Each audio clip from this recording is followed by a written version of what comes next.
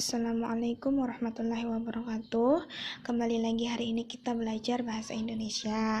Kali ini kita belajar unsur kebahasaan teks deskripsi. Nah, tujuannya agar kita bisa mengkaji seperti apa unsur kebahasaan teks deskripsi nantinya, bagaimana kebahasaannya nanti ketika kita menulis teks deskripsi, agar kita tahu kebahasaannya seperti apa. Yang pertama, penggunaan kalimat bermajas. Penggunaan kalimat bermajas mengandung sifat kiasan, perumpamaan ya, maksudnya menggambarkan suatu objek dengan membandingkan atau menyamakan dengan hal yang lain. Nah, kalimat majas ini dimaksudkan agar pembaca dapat berimajinasi atau membayangkan objek yang sedang digambarkan. Nah, majas ini banyak ya, berbagai macam jenis, salah satunya metafora dan personifikasi. Kalau metafora itu majasnya berlebihan ya. Contohnya, aku terkejut setengah mati setelah mendengar kabar itu.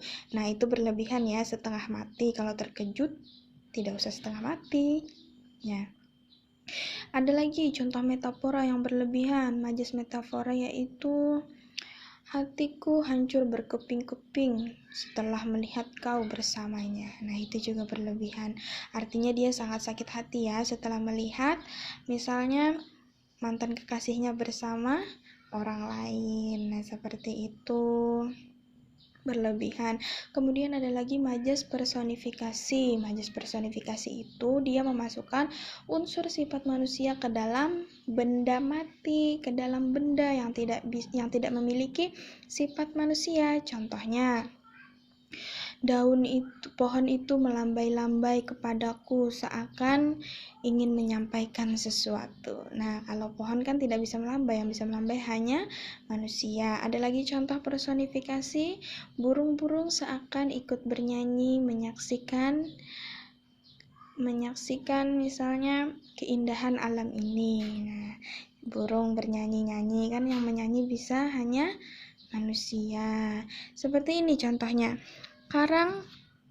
Karang berwarna-warni dan ikan-ikan cantik siap menyapa kita dan membuat kita terkagum akan anugerah alam indah yang diberikan Tuhan bagi manusia, khususnya warga Indonesia. Yang mana kira-kira majasnya? Majasnya yaitu yang menyapa. Menyapa ini adalah sifat-sifat manusia. Kan ikan-ikan sama karang tidak bisa menyapa. Yang menyapa hanya manusia. Jadi ini adalah majas personifikasi. Masih banyak majas ya, bisa kalian baca, nanti kalian paham sendiri. Banyak majas, ada berbagai jenis. Kemudian yang kedua, kalimat berupa penjelasan terperinci untuk mengkonkretkan. Nah, untuk mengkonkretkan maksudnya kalimat.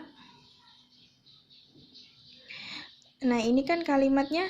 Contohnya, akses menuju daerah penuh privasi ini memang cukup sulit dan menghabiskan banyak biaya. Nah, penjelasannya yang lebih rinci ada di sini untuk lebih menjabarkan. Nah, ini kata kuncinya, ini yang konkretnya, yang lebih menjabarkan. Artinya, nih, akses menuju daerah penuh privasi ini memang cukup sulit dan menghabiskan banyak biaya. Artinya, dari Pulau Ambon kita perlu menyeberang menuju Maluku Tengah, Pulau Seram dengan menggunakan kapal cepat sekitar 2 jam perjalanan. Lalu dari pelabuhan Masuhi perjalanan darat dengan menggunakan kendaraan bermotor akan memakan waktu hingga 3-4 jam perjalanan untuk mencapai desa Saleman di Seram Utara. Setelah sampai di negeri tersebut, perjalanan harus dilanjutkan lagi dengan menggunakan kapal nelayan selama kurang lebih 15 menit perjalanan untuk sampai di Pantai Ora. Nah, ini artinya penjelasan terperinci untuk mengkonkretkan. Ini kata kuncinya, ini penjelasan terperincinya untuk mengkonkretkan agar detail ya. Ini yang detailnya seperti itu. Kemudian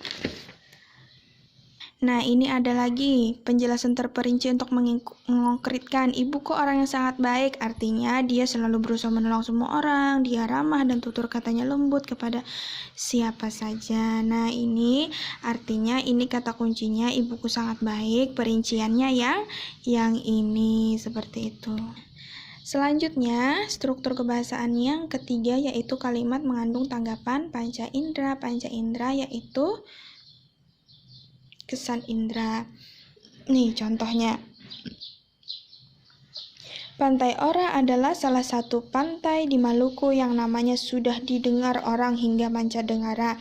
Berarti menggunakan indera pendengaran. Panca indera kan ada 5, yaitu pendengaran, penglihatan, penciuman, kemudian pengecap, dan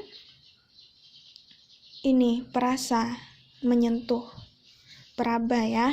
Nah, kalau ini adalah panca indera pendengaran. Misalnya di Gunung Mandiangin ini terdengar suara burung yang sangat merdu. Nah, itu artinya kita menggunakan panca indera pendengaran.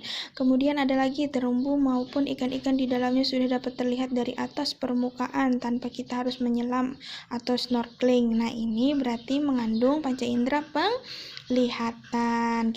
Contoh lain, ketika kita berada di Gunung Mandiangin, terlihat pohon-pohon sangat banyak dan menghijau. Nah, itu panca indera penglihatan.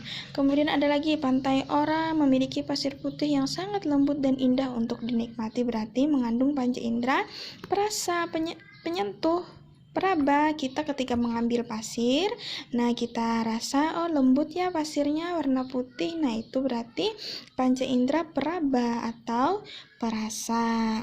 Kemudian yang keempat ada unsur kebahasaan penggunaan kata khusus. Nah, kata khusus ini kata yang lebih sempit, kalau kata umum kata yang lebih luas. Nih, makna yang cakupannya sempit dan terbatas sehingga penggunaan dalam kalimat pun juga terbatas. Kata khusus sering disebut juga hiponim, kalau kata umum disebut hipernim. Jadi kata umum ini cakupannya luas, kalau ini cakupannya sempit ya. Kalau dilihat itu banyak pengertiannya, bisa dipandang, bisa ditonton, bisa diamati, bisa dilirik, bisa disaksikan.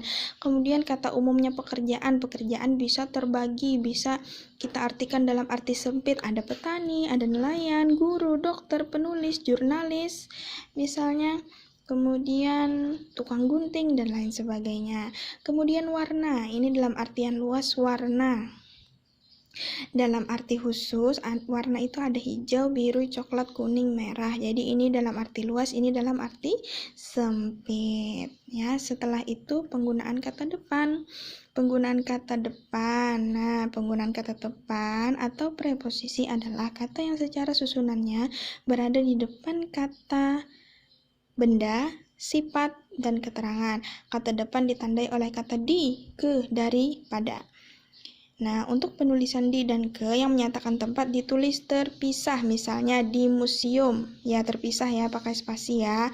Kemudian ke jalan raya, ini ke tempat ya, ini terpisah. Ke arah selatan, ini juga terpisah, dan lain-lain. Namun jika di dan ke bukan diikuti kata yang menunjukkan arah atau tempat, maka penulisan dirangkai, misalnya dipakai, diterima, ketiga, dan lain-lain. Nah, seperti ini penjelasannya. Kata depan berfungsi kata depan jika diikuti dengan kata keterangan tempat, arah, posisi, atau letak itu dipisah ya. Terpisah. Kemudian contohnya itu di pantai, di belakang, di atas, di bagian barat, di samping, itu terpisah yang menunjuk tempat, arah, posisi, atau letak itu terpisah di-nya. Kemudian sebagai awalan ditulis serangkai dengan kata yang mengikutinya. Nah, seperti ini tadi, dipakai, diterima, ketiga, keempat, kelima itu digabung menulisnya karena bukan yang menunjukkan tempat, arah, atau letak ya, seperti itu. Kemudian unsur yang keenam ada penggunaan huruf kapital. Nah, huruf kapital dalam teks deskripsi biasanya digunakan untuk menunjukkan unsur nama diri geografi. Misalnya di Pantai Nampu, di Gunung Mandiangin, dari Jakarta, Gunung Merbabu, dan lain sebagainya. Jadi P, N-nya besar ya, nama tempat. J besar. Di Palam. Nah, P-nya besar. Di Palam berarti di-nya pakai spasi, lalu P-nya besar. Seperti itu penggunaan huruf kapital digunakan untuk nama tempat, nama orang ya. Nah, kemudian penggunaan kata bersinonim atau diksi yang bervariasi. Penggunaan kata bersinonim dalam teks deskripsi digunakan untuk menggambarkan sesuatu agar pembaca tidak jenuh atau bosan dalam membaca teks deskripsi, sehingga pilihan kata yang digunakan harus bervariasi. Nah, jadi penggunaan kata sinonim ini adalah persamaan, kalau antonim perbedaan. Nah, jadi kata-katanya dibeda-bedakan ya. Sinonim, misalnya indah, elok. Apalagi persamaannya. Nah, jadi biar bervariasi begitu kata-katanya, kalimatnya, biar orang-orang tidak bosan membacanya. Apalagi misalnya kata sinonim, misalnya mengagumkan, memesona, menakjubkan, memukau, jernih, bersih. Nah, seperti itu, agar orang-orang tidak jenuh membacanya ya. Pilihan katanya juga harus diperhatikan agar indah kata-katanya, agar bagus. Diksi itu pilihan kata. Kemudian penggunaan kata dasar dengan huruf awal KTSP. Nah, jadi awalan yang bertemu dengan kata dasar ini akan luluh, misalnya men plus pukau menjadi memukau. Jadi P-nya hilang, luluh jadi memukau, P-nya hilang ya. Misalnya lagi men awalan men bersama praktik bersamakan akan menjadi mempraktikan. Ini tidak luluh ya, karena kata dasar diawali dengan PR yang merupakan klaster. Jadi mempraktikkan jadi mempraktikan. Kalau ini tadi men tambah pukau jadi memukau, P-nya luluh. Nih contoh lain, memesona, awalnya bertemu men dan pesona, akhirnya menjadi memesona. Ini tadi men dan pukau menjadi memukau. Ini luluh, ini tidak luluh karena ini luluh, ini tidak luluh. Nah, jadi paham ya. Kalaunya kata awalan bertemu dengan kata dasar yang KTSP itu luluh. Contohnya tadi seperti ini, memesona. Jadi awalan bertemu kata dasar jadi memesona ya, bukan mempesona. Ini luluh, P-nya luluh jadi hilang.